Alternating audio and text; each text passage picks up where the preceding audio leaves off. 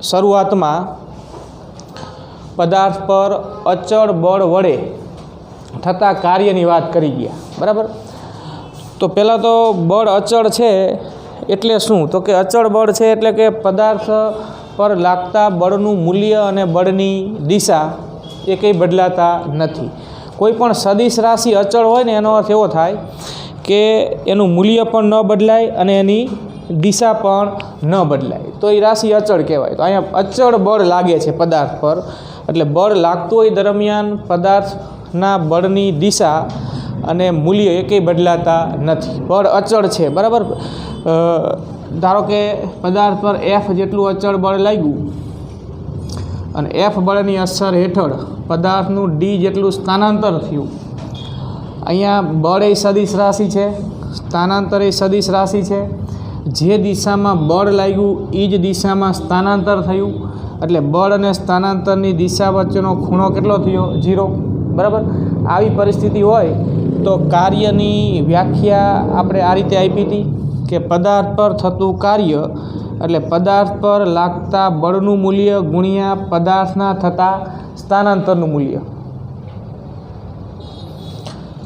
બળ સદિશ રાશિ છે, સ્થાનાંતર સદિશ રાશિ છે, આને પણ મૂલ્ય અને દિશા બેય હોય, આને પણ મૂલ્ય અને દિશા બેય હોય। જો પદાર્થ પર લાગતા બળની દિશા અને પદાર્થના થતા સ્થાનાંતરની દિશા એક જ હોય તો કાર્ય સરળતાથી મળી જાય। બળનું જે મૂલ્ય હોય અને સ્થાનાંતરનું જે મૂલ્ય હોય બેયનો શું કરવાનો? ગુણાકાર, બળ ગુણ્યા સ્થાનાંતર। એક જ દિશા હોય તો મૂલ્યનો ડાયરેક્ટ ગુણાકાર થાય। જેમ કે ધારો કે પદાર્થ પર 5 ન્યૂટન બળ લાગ્યું અને 5 ન્યૂટન બળની અસર હેઠળ પદાર્થનું સ્થાનાંતર 2 મીટર થયું, ધારો કે 2 મીટર। જે દિશામાં બળ લાગ્યું ને એ જ દિશામાં સ્થાનાંતર થયું તો પદાર્થ પર થતું કાર્ય કેટલું થશે? બળનું મૂલ્ય કેટલું? 5, સ્થાનાંતરનું મૂલ્ય કેટલું? તો કે 2, તો કાર્ય કેટલું થયું? 10, બરાબર। એકમ કાર્યનું આપણે શું લખીએ છીએ? જૂલ અથવા ન્યૂટન ઇન્ટુ મીટર, બરાબર।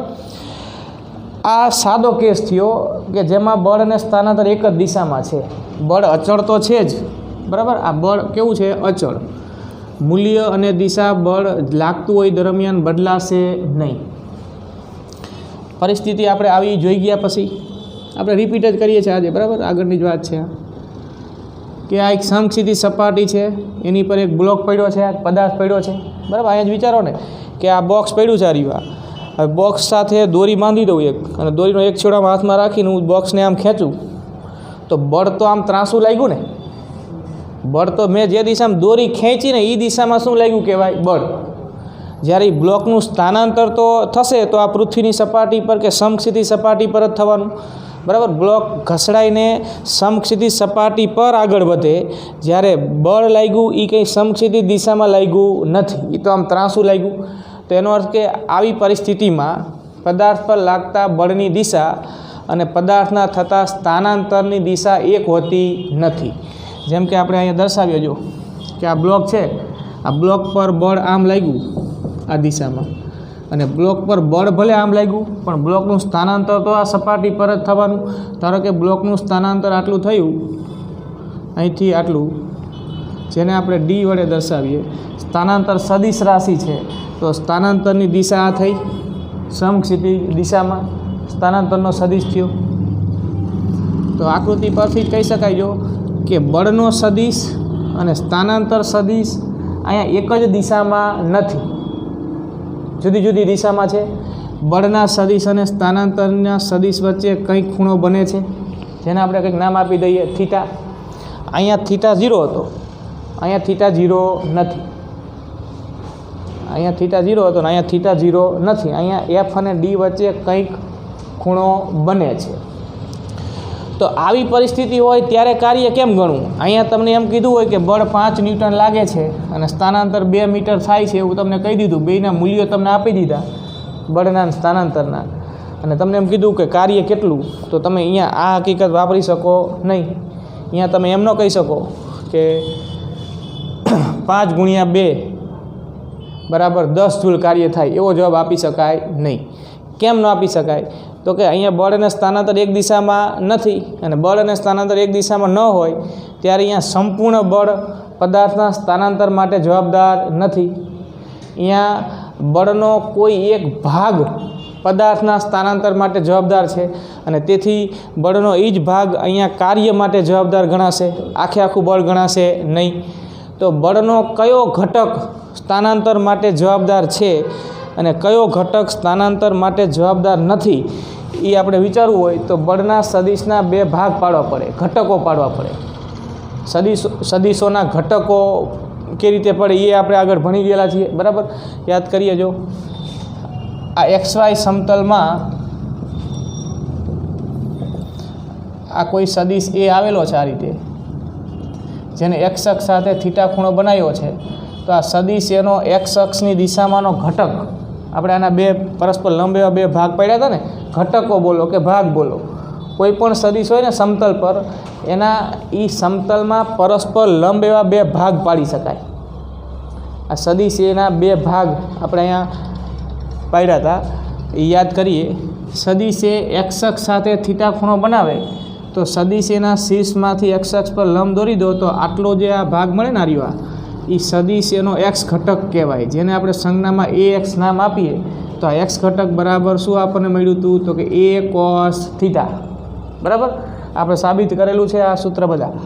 અને સદિશ એનો y ઘટક મળે ay બરાબર a sin થીટા. આ રીતે કોઈ પણ સદિશના બે ભાગ પડે. યાદ કઈ રીતે રાખશો? ભાગ કઈ રીતે પાડવા, બરાબર? કયા ઘટકમાં સાઇન લેવું ને કયામાં કોસ લેવું, તો એ આ રીતે યાદ રખાઈજો. આ સદિશ છે એને x અક્ષ સાથે કેટલો ખૂણો બનાવ્યો? થીટા. તો સદિશ એનો x અક્ષની દિશામાંનો ઘટક લખો ને, એ અહીંયા વિધેય કયું આવશે? કોસ આવશે. એ કોસ થીટા. એ એટલે સદિશ એનું મૂલ્ય. આ એ લખ્યું એ સદિશ એનું શું છે? મૂલ્ય.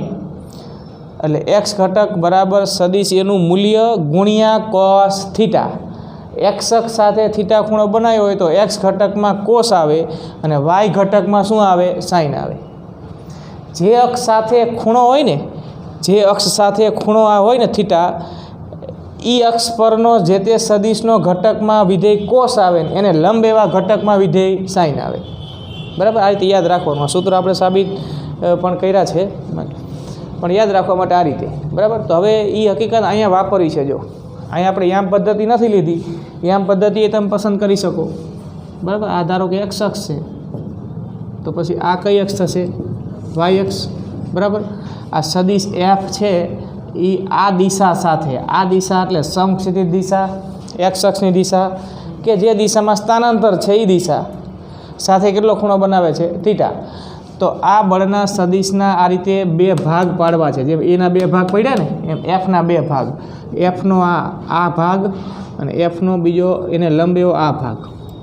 તો હવે એક સદિશ એફનો આ ઘટક કે જે સ્થાનાંતરની દિશામાં આવે છે, એ ઘટક કયો ઘટક શું લખાશે?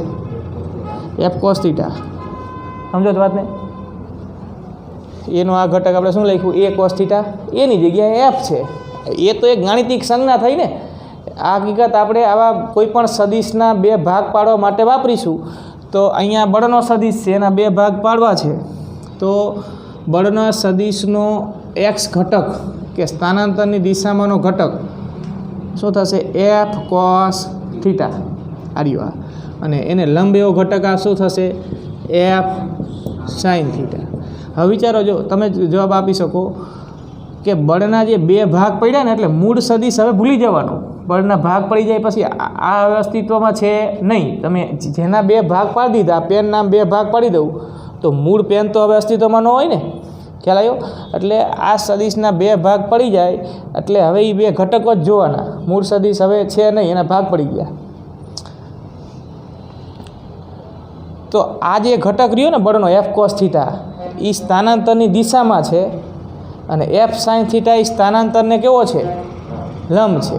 તો આ બેમાંથી આ બે ભાગ પડ્યા બળના, એમાંથી કયો ભાગ કે કયો ઘટક સ્થાનાંતર માટે જવાબદાર કહેવાય?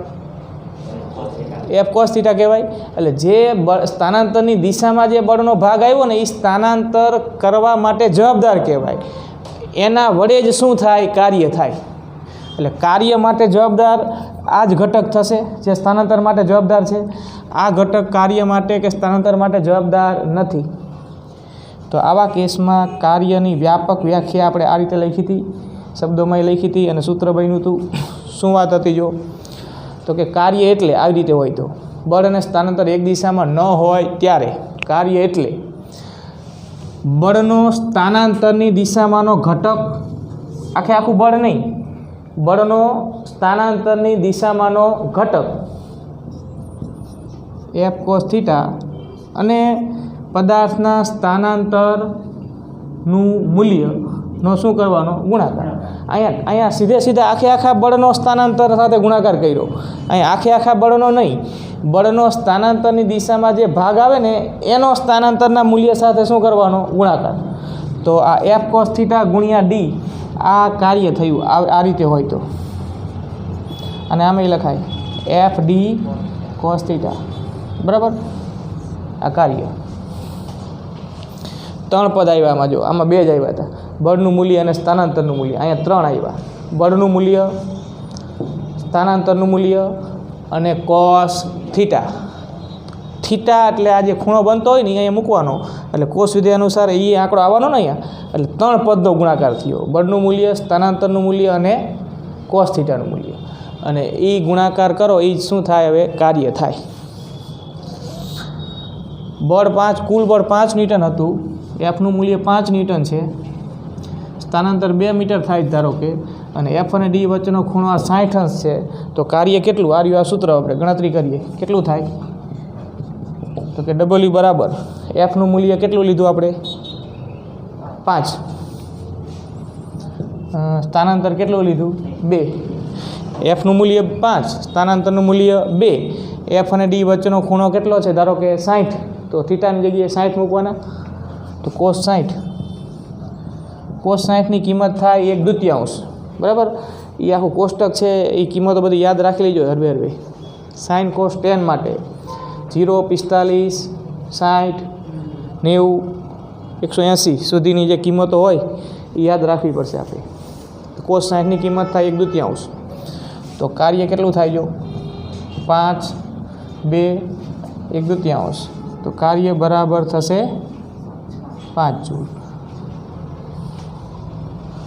સમજા ને ફરક શું છે? વિચારો. જો અહીંયા બળ 5 ન્યૂટન હતું, અહીંયા સ્થાનાંતર 2 મીટર હતું, કાર્ય કેટલું થયું? 10 જૂલ. અહીંયા બળ 5 ન્યૂટન જ છે, સ્થાનાંતર 2 મીટર જ છે, પણ કાર્ય કેટલું થયું? 5 જૂલ. કેમ કે અહીંયા આખું બળ કાર્ય માટે જવાબદાર નથી, એટલે કાર્ય ઓછું થયું. જો ખૂણો બને છે ને એટલે, બરાબર. તો આ હકીકત આપણે જાણીએ છીએ. હવે બીજી એક વાત જો કે આ એફ ડી કોસ થીટા મળ્યું ને, એ અહીંયા આપણને અદિશ ગુણાકાર સૂચવે છે, બળના સદિશનો અને સ્થાનાંતરના સદિશનો. એ ટોપિક આમાં આપણે ભણી ગયા, થોડું યાદ કરીએ. જો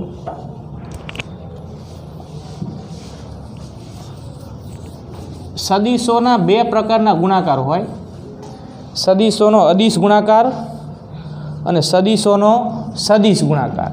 આપણે 2 સદિશોનો અદિશ ગુણાકાર ભણી ગયા આ ચેપ્ટરમાં, અને 2 સદિશોનો સદિશ ગુણાકાર હજી તમે આગળ ભણશો.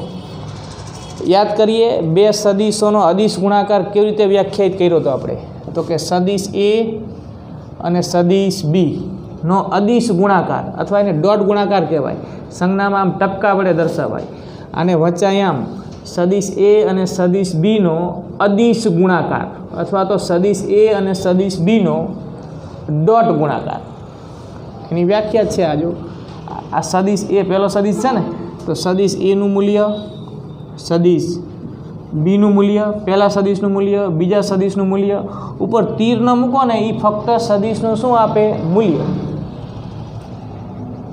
અને ગુણ્યા કોસ થીટા, બરાબર. આ એની વ્યાખ્યા છે. આ રીતે આપણને 2 સદિશોનો અદિશ ગુણાકાર મળે, જ્યાં થીટા એટલે આ સદિશ એ અને સદિશ બી વચ્ચેનો ખૂણો. તો એ બી કોસ થીટા એટલે સદિશ એ ડોટ સદિશ બી, તો પછી એફ ડી કોસ થીટા એટલે એફ ડી કોસ થીટા બરાબર શું લખાય? સદિશ એફ અને સદિશ ડી નો અદિશ ગુણાકાર, બરાબર. વ્યાપક રીતે ગાણિતિક રીતે તમે આ રીતે લખી શકો, સદિશ એફ ડોટ સદિશ ડી એફ ડી કોસ થીટાની જગ્યાએ લખાય સદિશ એફ ડોટ સદિશ ડી, આ રહી વ્યાખ્યા. ગાણિતિક રીતે એમ કહેવાય કે વ્યાપક રીતે કે પદાર્થ પર થતું કાર્ય એટલે પદાર્થ પર લાગતા બળનો સદિશ અને પદાર્થના સ્થાનાંતરના સદિશનો અદિશ ગુણાકાર એટલે કાર્ય. બરાબર.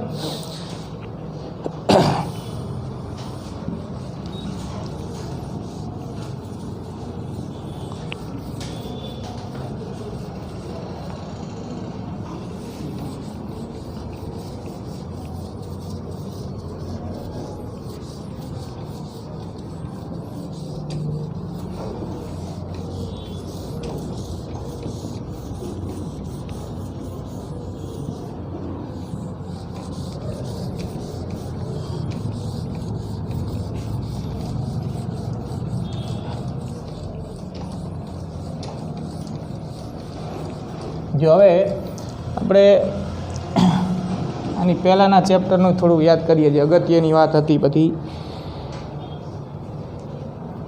આપણે સુરેખ માર્ગે થતી ગતિ એટલે કે એક પારિમાણિક ગતિ, અને ત્યારબાદ આપણે સમતલમાં ગતિ એટલે કે દ્વિપરિમાણમાં ગતિનો અભ્યાસ કરી ગયા. એમાં જે અગત્યની વાત હતી એ આ હતી કે સુરેખ માર્ગે જ્યારે પદાર્થ ગતિ કરે ને અચળ પ્રવેગી ગતિ કરે, તો સુરેખ માર્ગે કે એક પરિમાણમાં અચળ પ્રવેગી ગતિ કરતા પદાર્થ માટે આપણે 3 સમીકરણો મેળવ્યા હતા. એ સમીકરણો અગત્યના છે, યાદ કરીએ આપણે. જો એક પરિમાણમાં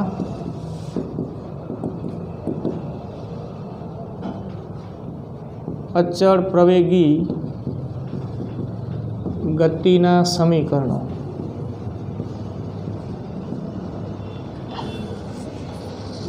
પહેલું સમીકરણ શું હતું? કોઈને યાદ હોય તો બોલી શકે. હા, v બરાબર v0 પ્લસ at. બરાબર. આ સૂત્ર ક્યારે? તો કે ગતિ દરમિયાન પ્રવેગ કેવો હોય? અચળ. એક પરિમાણમાં ગતિ હોય. એક પરિમાણમાં હોય એનો અર્થ એવો થાય કે અહીંયા દિશાની શક્યતાઓ 2 જ હોય, કાં તો એક બાજુ અથવા તો બીજી બાજુ. માર્ગ સુરેખ હોય. બરાબર. જેમ કે પદાર્થ આમ ગતિ કરી રહ્યો છે, સુરેખ માર્ગ છે, તો 2 જ દિશાની શક્યતાઓ, કાં તો એ આ બાજુ અથવા તો આ બાજુ. તમે એક પારિમાણિક ગતિનું નિરૂપણ કરવા જો એક્સ અક્ષ લીધી હોય તો અહીંયા દિશાની શક્યતાઓ 2 જ હોય, સ્થાનાંતરના કે વેગની કે પ્રવેગની, કોઈ પણ સદિશ રાશિની, કાં તો ધન એક્સ દિશામાં અથવા તો ઋણ એક્સ દિશામાં. જો તમે આમ શિરોલંબ ગતિ લીધી હોય તો સામાન્ય રીતે અહીંયા આપણે વાય એક્સ વાપરીએ છીએ, તો અહીંયા ગતિની દિશાની શક્યતા 2 જ હોય, કાં તો ધન વાય અથવા તો ઋણ વાય. બરાબર. તો એક પારિમાણિક ગતિમાં પદાર્થ સાથે સંકળાયેલ આવી કોઈ પણ સદિશ રાશિ, પછી પદાર્થનો પ્રારંભિક વેગ હોય કે અંતિમ વેગ હોય કે પ્રવેગ હોય કે સ્થાનાંતર હોય, આવી સદિશ રાશિઓની દિશાની શક્યતા 2 જ હોય છે. માટે આપણે દિશા સૂચક તરીકે અહીંયા ફક્ત પ્લસ અથવા તો કોનો ઉપયોગ કરીએ છીએ? માઇનસનો. ધનેશ દિશામાં ગતિ હોય કે ધનેશ દિશામાં જે તે રાશિ આવતી હોય તો એ પ્લસ વડે દર્શાવાય, ઋણેક્ષ દિશામાં હોય તો માઇનસ વડે. એ રીતે શિરોલંબ ગતિમાં ધન વાયમાં હોય તો પ્લસ ને ઋણ વાયમાં હોય તો માઇનસ. આવા આપણે કેટલાક દાખલા પણ આગળ ગણી ગયા છીએ. બરાબર. સૂત્રોના આનો ઉપયોગ પણ આપણે કરી ગયા છીએ. આ યાદ કરીએ ખાલી. આ પ્રારંભિક વેગ કહેવાય, આ અંતિમ વેગ કહેવાય, આ ગતિનો અચળ પ્રવેગ કહેવાય. ટી છે એ સમયનો ગાળો છે. બરાબર. બીજું સમીકરણ હતું સ્થાનાંતરનું. જો પદાર્થનું પ્રારંભિક સ્થાન ઉદ્ગમ બિંદુ પર હોય, પદાર્થનું પ્રારંભિક સ્થાન ક્યાં હોય? ઉદ્ગમ બિંદુ પર, એટલે કે એના પ્રારંભિક સ્થાનનો કોઈ સ્થાન સદિશ ન હોય, તો પછી એના અંતિમ સ્થાન જે હોય એ જ પદાર્થે કરેલું શું કહેવાય? સ્થાનાંતર. જો પદાર્થે અહીંયા હતો, આ એનું પ્રારંભિક સ્થાન ઉદ્ગમ બિંદુ પર છે, તો પ્રારંભિક સ્થાન x0 બરાબર 0, અને અહીંયાથી અમુક સમયગાળા બાદ અચળ પ્રવેગી ગતિ કરીને અહીંયા પહોંચ્યો, અંતિમ સ્થાન એનું x. તો આ જે એને અંતર કાપ્યું ને x જેટલું, બરાબર, એ જ એનું અંતિમ સ્થાન એ કહેવાય. અને એને કરેલું શું કહેવાય? સ્થાનાંતરે. પ્રારંભિક સ્થાન 0 પર હોય ત્યારે. તો એ એક્સનું સૂત્ર શું હતું અચળ પ્રવેગી ગતિ માટે? હા, વન હાફ એટી સ્ક્વેર, બરાબર. આખું અગત્યનું સૂત્ર છે. એક્સ એટલે પદાર્થનું સ્થાનાંતર. જ્યારે x0 બરાબર 0 હોય ત્યારે, જો x0 0 ન હોય તો સ્થાનાંતરનો અર્થ આવો થાય કે અંતિમ સ્થાન માઇનસ પ્રારંભિક સ્થાન. આ સ્થાનાંતર કહેવાય. સ્થાનાંતરની વ્યાખ્યા શું છે? અંતિમ સ્થાન માઇનસ પ્રારંભિક સ્થાન. સૂત્ર આ રીતે જ લખાય ને સ્થાનાંતરનું. જો પ્રારંભિક સ્થાન એનું ઉદ્ગમ બિંદુ પર હોય તો x0 બરાબર 0, તો આપણે આ સૂત્રમાં માત્ર શું લખીશું? x0 0 હોય તો. પણ x0 0 ન હોય, એનું પ્રારંભિક સ્થાન ઉદ્ગમ બિંદુ પર ન હોય, તો પછી આપણે સ્થાનાંતર તરીકે શું લખવું પડશે? x માઇનસ x0, અંતિમ સ્થાન માઇનસ પ્રારંભિક સ્થાન. પણ જો આ પ્રારંભિક સ્થાન અહીંયા જ હોય તો આ અંતિમ સ્થાન એટલે આ કાપેલું અંતર છે આ રીવા, એ જ સ્થાનાંતર કહેવાય. એટલે આપણે એવું અહીંયા ધારી લીધું છે કે એનું પ્રારંભિક સ્થાન ઉદ્ગમ બિંદુ પર છે, તો x વડે દર્શાવીશું. પછી ત્રીજું, v² માઇનસ v0² બરાબર 2ax, બરાબર. આ આપણે યાદ કર્યા ખાલી, આનો ઉપયોગ વારંવાર કરતા આવ્યા છીએ અને આગળ એ કરીશું. આ ધ્યાનમાં રાખજો ખાસ. ક્યારે વપરાય? ગતિ કેવી હોય? અચળ પ્રવેગી. એક પરિમાણમાં હોય તો આપણે ડાયરેક્ટ આ સ્વરૂપો વાપરીશું. વાય અક્ષ લીધી હોય ગતિ માટે તો અહીંયા વાય લખાય, એવું કંઈ નથી, બરાબર. જે અક્ષ લીધી હોય એ સંજ્ઞા એ લખવાની એક્સ સ્થાનાંતર માટે. અને દ્વિપરિમાણમાં લખીએ કે સમતલમાં, દ્વિપરિમાણમાં અચળ પ્રવેગી ગતિના સમીકરણો. તો ફરક શું? જો એક પરિમાણમાં અને દ્વિપરિમાણમાં ફરક શું? તો કે ફરક એવો કે એક પરિમાણમાં દિશાની શક્યતા 2 જ મળે છે, પ્લસ માઇનસ વડે દિશા સૂચન કરી શકાય.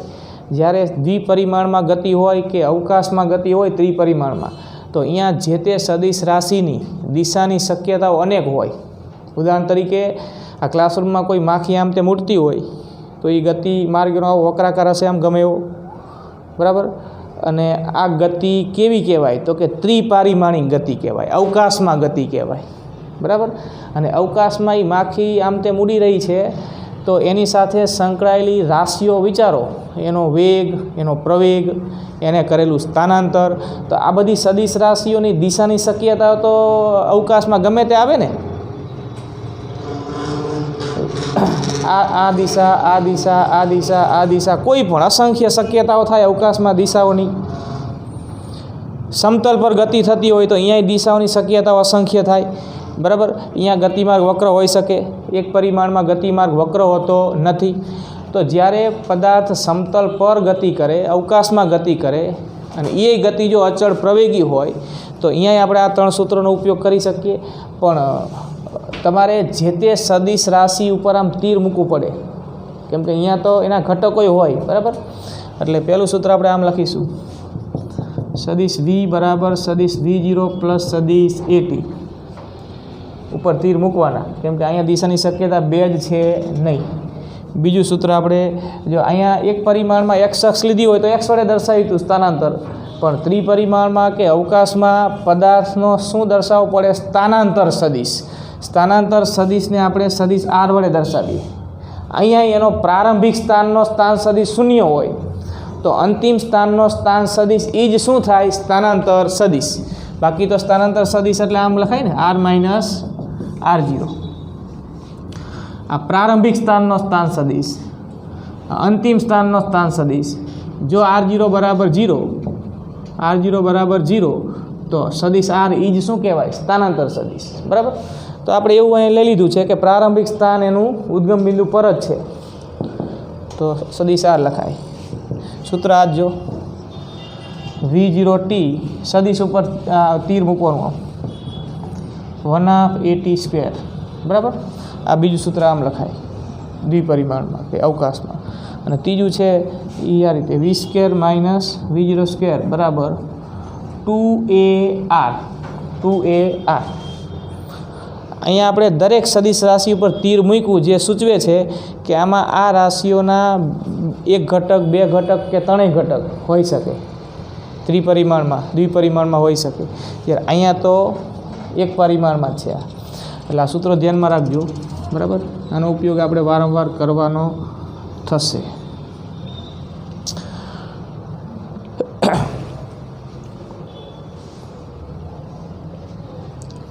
ગતિના નિયમોમાં જે અગત્યની વાત છે યાદ કરીએ થોડીક. જો બધું આમ તો જે ભણીએ છીએ બધું અગત્યનું છે આપણે, બરાબર. એટલે આ તો આજ થોડુંક યાદ કરી અગાઉનું ભણી ગયા છો. પ્રથમ નિયમ શું કહે છે? ન્યૂટનનો ગતિનો પહેલો નિયમ શું કહે છે? પહેલો નિયમનો અર્થ કરો જોઈએ.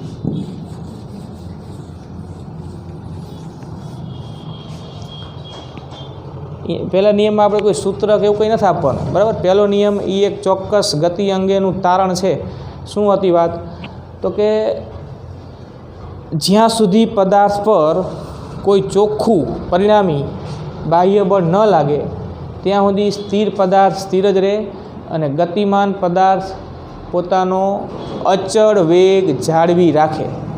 આ વિધાન એટલે ન્યૂટનનો ગતિનો પ્રથમ નિયમ છે, બરાબર. ન્યૂટનનો ગતિનો પ્રથમ નિયમ એ પદાર્થના જડત્વનો ગુણધર્મ જ છે. પદાર્થનું જડત્વ એનો અર્થ આ જ થાય જો કે પદાર્થની સ્થિર અવસ્થા અને પદાર્થની અચળ વેગી ગતિની અવસ્થા એ સમતુલ્ય અવસ્થા છે. એ પદાર્થ આપમેળે બદલતો નથી. સ્થિર પદાર્થ સ્થિર જ રહેવાનો પ્રયત્ન કરે, ગતિમાન પદાર્થ પોતાનો વેગ કેવો જાળવી રાખે? અચળ. ક્યાં સુધી? તો કે જ્યાં સુધી પદાર્થ પર કોઈ ચોખ્ખું બાહ્ય બળ ન લાગે ત્યાં સુધી, બરાબર. એટલે કે બાહ્ય બળ લાગે પછી વેગમાં ફેરફાર થાય, સ્થિર પદાર્થ ગતિમાં આવે. પદાર્થ પોતાની અવસ્થા જે છે સ્થિર અને અચળ વેગી ગતિની, એ આપમેળે નથી બદલતો. એને જ પદાર્થના જડત્વનો ગુણધર્મ કહેવાય. પદાર્થ પોતાની અવસ્થા જાળવી રાખવાનો પ્રયત્ન કરે છે અને એ જ ગતિનો કયો નિયમ છે? પહેલો નિયમ, બરાબર. પહેલો નિયમ એ બળની વ્યાખ્યા આપે છે એમ કહેવાય. આ વાક્ય ધ્યાનમાં રાખજો. ન્યૂટનનો ગતિનો પ્રથમ નિયમ બળની શું આપે છે? વ્યાખ્યા. કયા અર્થમાં વ્યાખ્યા આપે છે? તો કે બળ એક એવી ભૌતિક રાશિ છે કે જેના વડે પદાર્થમાં પ્રવેગ ઉત્પન્ન થાય છે. સ્થિર પદાર્થ ગતિમાં આવે એટલે પ્રવેગ ઉત્પન્ન થયો કહેવાય. ગતિમાન પદાર્થના વેગમાં ફેરફાર થાય બળ વડે તો એ શું ઉત્પન્ન થયો કહેવાય? પ્રવેગ. એટલે પહેલો નિયમ છે એ બળનું મૂલ્ય ન આપે. આવો નાના પ્રશ્નો હોય છે, ધ્યાનમાં રાખજો. પહેલો નિયમ છે એ બળની શું આપે? વ્યાખ્યા. કે પદાર્થ પર લાગતું બળ એક એવી ભૌતિક રાશિ છે કે જે પદાર્થમાં શું ઉત્પન્ન કરે? પ્રવેગ. એટલે પ્રવેગ ઉત્પન્ન થવાનું કારણ, બરાબર, એ પદાર્થ પર લાગતું બળ છે. બીજો નિયમ શું હતો? બીજો નિયમ સૂત્ર આપણે એ તો ખાસ અગત્યનું. બીજા નિયમ પરથી તો ઘણા બધા દાખલાઓ આપણે ગણીએ છીએ. મેઇન સૂત્ર એનું આ છે કે સદિશ F બરાબર dp/dt. આ બીજા નિયમનું સૂત્ર છે. શબ્દો બોલી તો શું આ સૂત્ર શું કહેવા માગે છે? આ આખું જે પદ છે ને એને આમ વચાઈ ગયું. સદિશ P એટલે પદાર્થનું વેગમાન અને સદિશ P/dt. આખા પદને વચાય કે પદાર્થના વેગમાનમાં થતા ફેરફારનો સમય દર. dp/dt એટલે પદાર્થના વેગમાનમાં થતા ફેરફારનો સમય દર કેટલો? તો કે પદાર્થ પર લાગતા પરિણામી બાહ્ય બળ જેટલો અને પદાર્થના પરિણામી બાહ્ય બળની દિશામાં હોય છે, બરાબર. આ જ ગતિનો બીજો નિયમ છે. કઈ ત્રણ રાશિનો સંબંધ આપે છે ગતિનો બીજો નિયમ? વેગમાન, પદાર્થ પર લાગતું બળ અને બળ લાગવા માટેનો સમયનો ગાળો, બરાબર. આ ત્રણ રાશિઓનો સંબંધ છે. આ પદાર્થના વેગમાનમાં થતા ફેરફારનો સમય દર પદાર્થ પર લાગતા પરિણામી બાહ્ય બળ જેટલો અને પરિણામી બાહ્ય બળની દિશામાં હોય છે. આ બીજો નિયમ છે. હવે આપણે F બરાબર m આ સૂત્ર જે વાપરીએ છીએ એ આનું જ અન્ય સ્વરૂપ છે, બરાબર. આના પરથી જ મળે. જેમ કે આ વેગમાન છે પદાર્થનું, તો પદાર્થનું વેગમાન એટલે આપણે શું લખીએ? mv. પદાર્થનું દળ ગુણ્યા પદાર્થનો વેગ, વેગમાન કહેવાય. તો આ સૂત્રમાં સદિશ પીની જગ્યાએ એમ બી મૂકી દો, અહીંયા મૂકી દો, તો પદાર્થ પર લાગતા બળનો સદિશ આમ થાય કે d/dt, પીની જગ્યાએ એમ વી, બરાબર. હવે અંતે તો આ d/dt એટલે સમયની સાપેક્ષ શું છે? વિકલન. આને તમે ગાણિતિક રીતે આમેય કહી શકો કે વેગમાનનું સમયની સાપેક્ષ વિકલન એટલે પદાર્થ પર લાગતું બળ, બરાબર. આપણે વિકલન જેવી ગાણિતિક ક્રિયાઓનો ઉપયોગ કરી અને ઘણી બધી રાશિઓ સરળતાથી મેળવી શકીએ છીએ. જેમ કે આના જેવા સૂત્ર બીજા કેટલાય આપણે આગળ ભણી ગયા છીએ. જો d/r/dt કરો તો આ પદાર્થનો શું આપે? વેગ આપે. dr/dt એટલે v. dv/dt કરો એટલે પદાર્થનો શું આપે? પ્રવેગ. ગાણિતિક રીતે અને આમ મચાય કે સદિશ r એટલે સ્થાનાંતર સદિશનું કે સ્થાન સદિશનું સમયની સાપેક્ષ વિકલન એટલે પદાર્થનો વેગ. વેગના સદિશનું સમયની સાપેક્ષ વિકલન એટલે પદાર્થનો પ્રવેગ. એવી જ વાત થઈ આ કે વેગમાનના સદિશનું સમયની સાપેક્ષ વિકલન એટલે પદાર્થ પર લાગતું બળ, બરાબર. ગાણિતિક રીતે વિકલનની પદ્ધતિનો ઉપયોગ કરીને તમે આ સૂત્ર વડે વેગ, પ્રવેગ, બળ જેવી રાશિઓ શોધી શકો છો. હવે અહીંયા તમે પીની જગ્યાએ એમ બી મૂકી દીધું ને, એટલે હવે d/dt અને કાઉન્સમાં એમ બી આવ્યું ને, એટલે આનું તમારે સમયની સાપેક્ષ શું કરવાનું છે? વિકલન. હવે જો આમાં આ દળ છે અને આ પદાર્થનો વેગ છે. બળ લાગે, બળ એટલે શું? પદાર્થના દળમાં ફેરફાર થાય. દળ છે, દળ એ પદાર્થ સાથે સંકળાયેલી કેવી રાશિ કહેવાય? તો કે અચળ. દળ કંઈ બળ લાગવાથી બદલાતું નથી, એટલે એમને આપણે બહાર મૂકી દઈએ. અચળ પદ સહગુણક તરીકે છે વીના, એટલે એમ બહાર લઈ દઈએ. જેમાં ફેરફાર થાય ને સમય સાથે એ ચલ કહેવાય.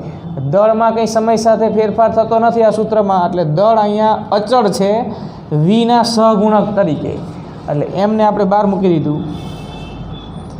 dv/dt. તો આ dv/dt એટલે શું? વેગનું સમયની સાપેક્ષ વિકલન કઈ રાશિ આપે? પ્રવેગ આપે. વેગનું સમયની સાપેક્ષ વિકલન કઈ રાશિ આપે? પ્રવેગ. એટલે આપણે એમ અને અહીંયા શું લખીશું? f બરાબર ma થઈ ગયું ને. જો f બરાબર ma એટલે f બરાબર dp/dt અને f બરાબર ma. આ એક જ સૂત્ર છે, સ્વરૂપો જુદા છે ખાલી, બરાબર. તો આનો ઉપયોગ આપણે વારંવાર કરીએ છીએ, એટલે અગત્યના સૂત્રો છે, ધ્યાનમાં રાખજો.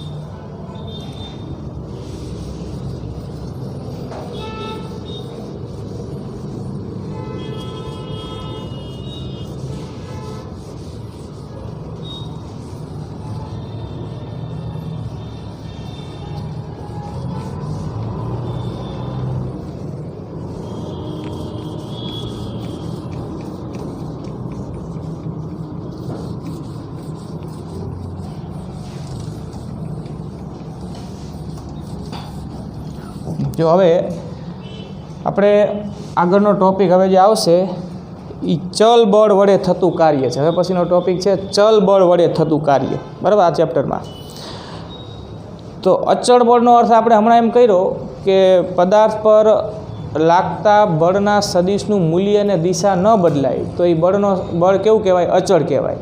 તો પછી ચલ બળનો અર્થ શું થાય? તો કે પદાર્થ પર લાગતા બળનું મૂલ્ય બદલાય અથવા દિશા બદલાય અથવા તો બેય બદલાય તો પદાર્થ પર લાગતું બળ કેવું કહેવાય? ચલ. ચલ એટલે જે અચળ નથી, જે બદલાય છે.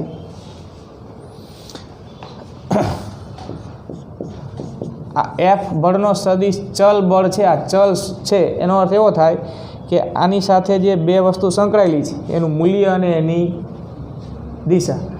તો બળનું મૂલ્ય બદલાય ખાલી, કે ખાલી એની દિશા બદલાય, કે પછી બેય બદલાય, તો આપેલ બળનો સદિશ કેવો કહેવાશે? ચલ બળ કહેવાશે. એ બળ કેવું કહેવાશે? ચલ. બેમાંથી એકેય ન બદલાય, એટલે કે મૂલ્ય કે દિશા બેમાંથી એકેય ન બદલાય તોય અચળ બળ કહેવાય. અચળ બળ વડે કાર્ય આપણે જોઈ ગયા. હવે આપણે ચલ બળ વડે પદાર્થ પર થતા કાર્યની વાત કરવાની છે. હવે ચલ બળ વડે પદાર્થ પર થતા કાર્યનું સૂત્ર જ આપણને એક અન્ય ગાણિતિક ક્રિયા સ્વરૂપે મળશે. એટલે કે આમ કેમ વિકલન છે એવી રીતે એક અન્ય ગાણિતિક ક્રિયા છે જેને સંકલન કહેવાય. એ સંકલન સ્વરૂપે જ એ સૂત્ર મળશે. એટલે એ સૂત્ર મેળવી પહેલાં આપણે સંકલન કેવી રીતે કરવું અને સંકલનમાં સાદરૂપ આપવાની પદ્ધતિ શું છે એ જોઈ લઈએ. પછી એ ટૉપિક આપણે આગળ ભણીશું. બરાબર? તો એના માટે બે સૂત્રો છે, એ સૂત્રો આપણે યાદ રાખવા પડશે. વિકલન કેમ તમે કરો છો એમ સંકલનનો ઉપયોગ હવે આપણે કરવો પડશે, અને સંકલનના કયા સૂત્રો વપરાય છે એ જોઈએ, અને એ સૂત્ર વડે સાદરૂપ કઈ રીતે અપાય એ જોઈ લઈએ. એટલે આ હવે તમારે લખવાનું છે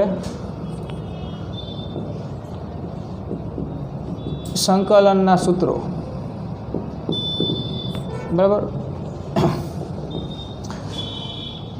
સરવાળા બાદબાકીની જેમ વિકલન અને સંકલન એક ચોક્કસ પ્રકારની ગાણિતિક ક્રિયાઓ જ છે.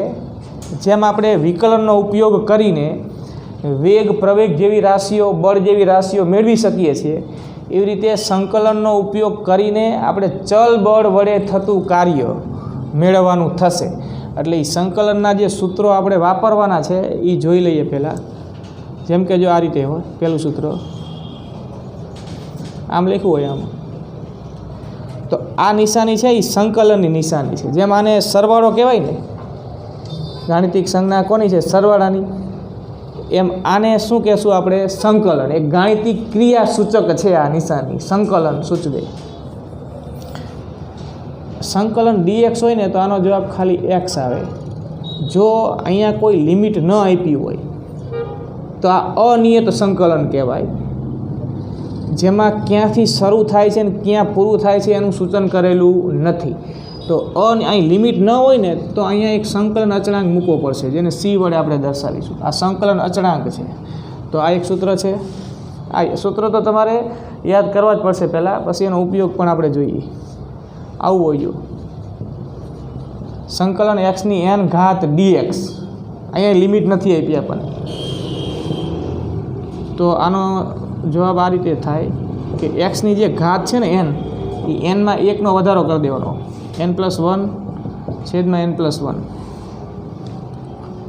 અને પ્લસ લિમિટ ન હોય તો પ્લસ સંકલન અચળાંક c મૂકવાનો. જે તે સંકલનમાં અચળાંક જુદો જુદો આવતો હોય, સંજ્ઞા આપણે દરેકમાં c લખીશું. પછી આ જ સૂત્ર ફરીથી પણ લિમિટ હોય. જો જેમ કે અહીંયા તમને કહી દીધું છે કે એથી શરૂ થાય છે ને ક્યાં પૂરું થાય છે? b. સંકલનની લિમિટ છે કે સંકલન a થી b dx. તો આનો જવાબ આવે x. લોઅર લિમિટ a અને અપર લિમિટ b. મોટો કૌંસ કરવાનો. આ લોઅર લિમિટ કહેવાય, એને અહીંયા મૂકવાની. આ અપર લિમિટ કહેવાય, એને અહીંયા મૂકવાની. હવે આના બરાબર હવે લિમિટ એડ કરવાની. લિમિટ એડ કઈ રીતે કરવાની? તો કે પહેલાં એક્સની જગ્યાએ અપર લિમિટ આવે, એક્સની જગ્યાએ અપર લિમિટ, પછી માઇનસ કરીને એક્સની જગ્યાએ લોઅર લિમિટ. તો એક્સની જગ્યાએ અપર લિમિટ b મૂકો, પછી અહીંયા માઇનસ આવે, પછી એક્સની જગ્યાએ લોઅર લિમિટ a મૂકો. આ રીતે લિમિટ હોય તો સંકલન અચળાંક નહીં મૂકવાનો, તો લિમિટ આ મૂકવાની પદ્ધતિ છે. પહેલાં અપર લિમિટ, પછી માઇનસ, અને પછી એક્સની જગ્યાએ લોઅર લિમિટ. બરાબર? અને ચોથું સૂત્ર આ રીતે, આનું આ જ પણ લિમિટવાળું જો a થી b xની n ઘાત dx.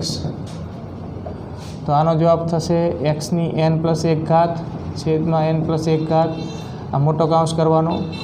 લોઅર લિમિટ અહીંયા દર્શાવો a, અપર લિમિટ b. બરાબર? હવે આમાં લિમિટ એડ કરો. લિમિટ એડ કરો એટલે પહેલાં એક્સની જગ્યાએ અપર લિમિટ આવે, પછી એક્સની જગ્યાએ લોઅર લિમિટ આવે. અપર લિમિટ એટલે આ ઉપર જે અપર લિમિટ, આ રહી આ લોઅર લિમિટ. આ સંકલન ક્યાંથી ક્યાં કર્યું ને એનું સૂચન કરે છે. સંકલન a થી ક્યાં સુધી છે? b સુધી. એમ તો આમાં મૂકો. જો એક્સની જગ્યાએ b મૂકો તો bની n+1 ઘાત છેદમાં n+1 ઘાત, પછી અહીંયા માઇનસ આવશે. પછી એક્સની જગ્યાએ એ મૂકો n+1 છેદમાં n+1, બરાબર. આ રીતે સાદરૂપ આપવાનું. તો આટલું લખી રાખો પહેલાં, પછી આપણે બે ઉદાહરણ લઈએ. જો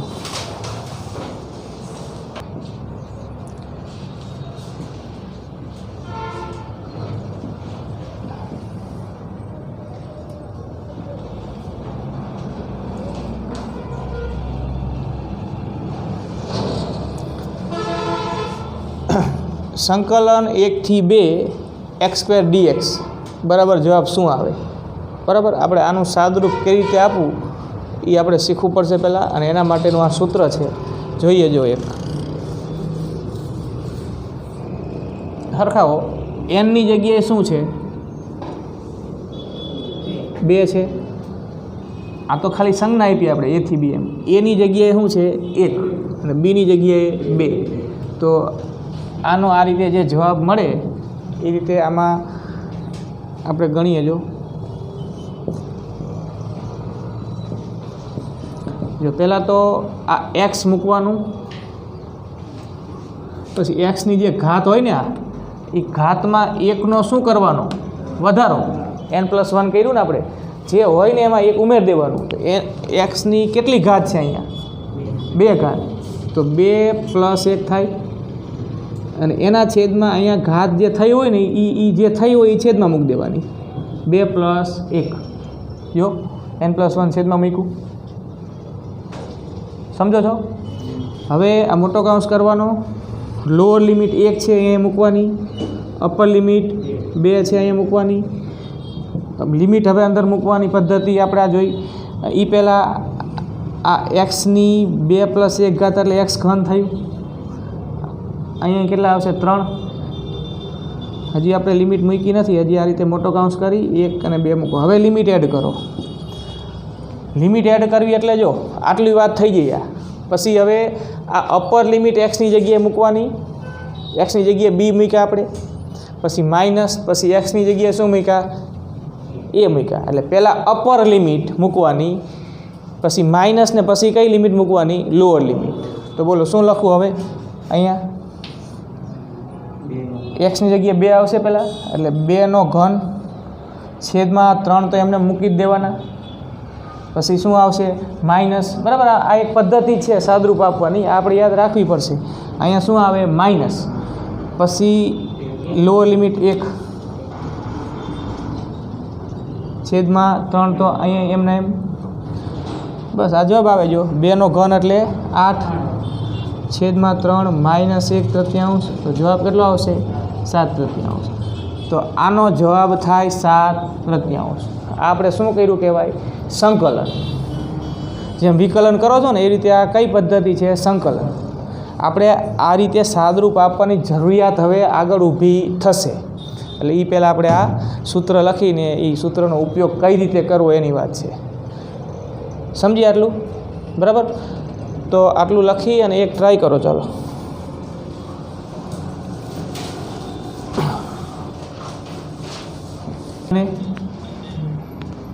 જો એક્સની જે ઘાત છે ને એમાં 1નો શું કરવાનો? 1નો શું કરવાનો? વધારો. 3 ઘાત છે તો 3 ને 1 4. એ ઘાત વધીને આ જે ઘાત થાય ને એ એના છેદમાં મૂકી દેવાની. મોટો કૌંસ કરવાનો. લોઅર લિમિટ 0, અપર લિમિટ 2, પછી લિમિટ એડ કરો. એ પહેલાં હવે તો આ તો પછી તમને ખ્યાલ આવી જાય. પછી આવું કંઈ 3 + 1 એવું દર્શાવવાની જરૂર નહીં, સીધા 4 જ મુકાય ને. ઘાતનો 1નો વધારો એટલે એક્સની 4 ઘાત છેદમાં 4, 0 થી 2. હવે અપર લિમિટ પહેલાં મૂકવાની. અપર લિમિટ અહીંયા કેટલી છે? 2 છે. એટલે એક્સની જગ્યાએ 2, પછી એક્સની જે ઘાત હોય ને એને લાગુ પડે છેદમાં 4 એમના એમ. પછી માઇનસ, અહીંયા માઇનસ જ આવે લિમિટ મૂકો ત્યારે. અપર લિમિટ મૂકવાની, જે પદ તૈયાર થાય, પછી માઇનસ, ને પછી લોઅર લિમિટ. એક્સની જગ્યાએ લોઅર લિમિટ 0 મૂકો તો 0ની 4 ઘાત છેદમાં 4. 0 અહીંયા આવી ગયું એટલે એ તો આખું 0 થઈ ગયું ને. તો આ પદ આખું 0 થઈ ગયું. તો વધ્યું શું? અહીંયા 2 × 2 = 4, 8 × 16, 16 છેદમાં 4. તો જવાબ કેટલો આવશે? 4. તો આ રીતે આપણે સંકલન કરી શકીશું. બરાબર. આ તો હજી સાદી વાત થઈ, આવા 2-3 પદ પણ ભેગા હોય જો,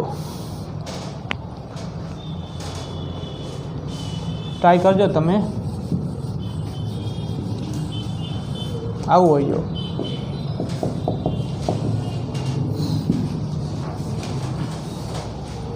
એ સંકલન લિમિટ આ જ લઈએ આપણે 0 થી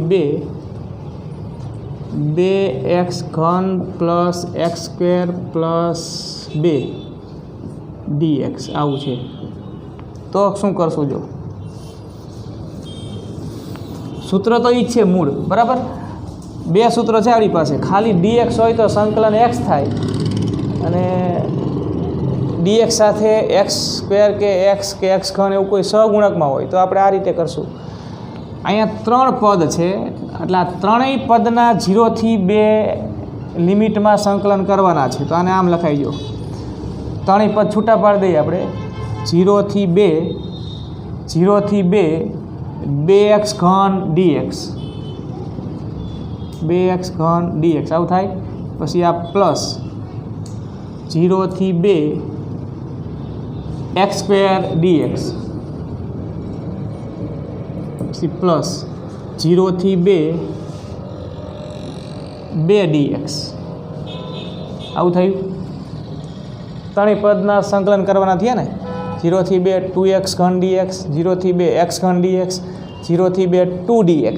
હવે જો અહીંયા x³ સાથે સહગુણકમાં કેટલા છે? 2 છે. અહીંયા કોઈ પણ અચળ સહગુણક જે હોય ને એને સંકલનની ક્યાં મૂકી દેવાનો? 12.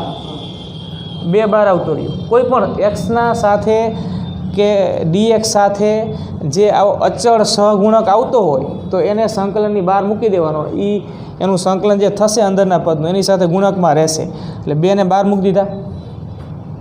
અંદર શું વધ્યું હવે? x³ dx. તો એ તો હવે તમને આવડે. x³ dxનું સંકલન શું થશે? x⁴ છેદમાં 4 ઘાતમાં 1નો વધારો. જો 2 અહીં નહીં એમને રહેશે એટલે અંદર વધ્યું હવે x³ dx. એટલે સૂત્ર પ્રમાણે ઘાત 3 છે ને, 3માં 1નો વધારો કરો એટલે ઘાત કેટલી થઈ? 4. અને છેદમાં જે ઘાત અહીંયા વધીને થઈ હોય એ છેદમાં મૂકવાની. એટલે x³ dxનું થાય x⁴ છેદમાં 4, મોટો કાઉન્સ કરવાનો, લોઅર લિમિટ 0, અપર લિમિટ 2, પછી પ્લસ બોલો અહીંનું હા ઘાત x² છે ને તો x⁴ છેદમાં 3 થાય. 0 થી 2 હજી લિમિટ હવે પછી આપણે મૂકીશું, અત્યારે અહીંયા દર્શાવવાની ખાલી.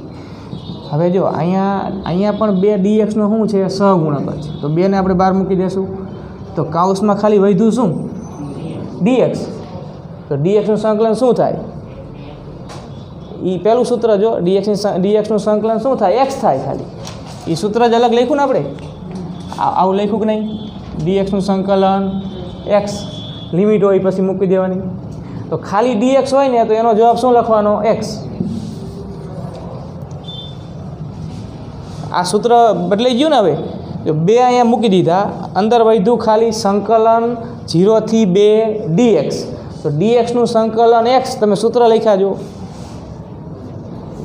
x 0 થી 2. સમજ્યા વાતને આખી? તો હવે બસ આનું સાદરૂપ આપતા આવડે. હવે તો જવાબ મેળવી લો કેટલો આવશે.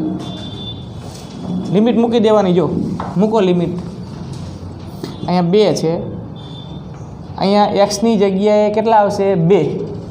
એટલે 2⁴ છેદમાં 4, પછી માઇનસ અને લોઅર લિમિટ 0 છે ને, તો આ માઇનસ કરીને અહીંયા જે આવશે આ પદ એ તો 0 જ થઈ જવાનું.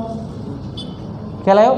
આમ આવશે ને 0⁴ છેદમાં 4, તો આ તો 0 જ થઈ જવાનું.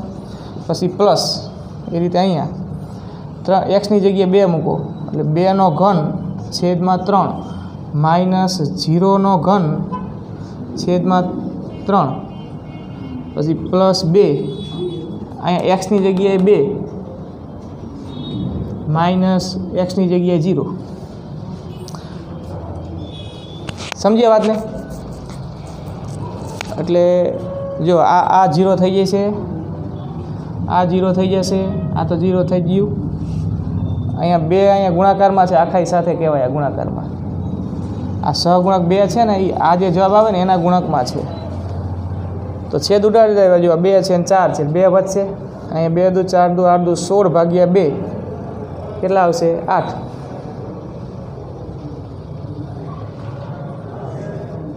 બરાબર આ 0 થઈ ગયું પ્લસ અહીંયા 8/3 આ 0 થઈ ગયું અને અહીંયા 2 × 2 4 બસ આ લસા લઈ લો એટલે આ જવાબ આવે. ટૂંકમાં એ જવાબ તો હવે સામાન્ય વાત થઈ ને છેલ્લે તો, પણ સંકલન આપવાની પદ્ધતિ આ છે, આ ધ્યાનમાં રાખજો.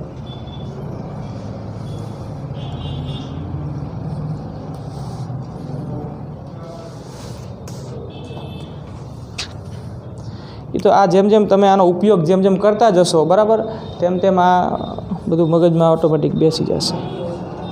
વિકલનની જેમ આ સંકલન છે.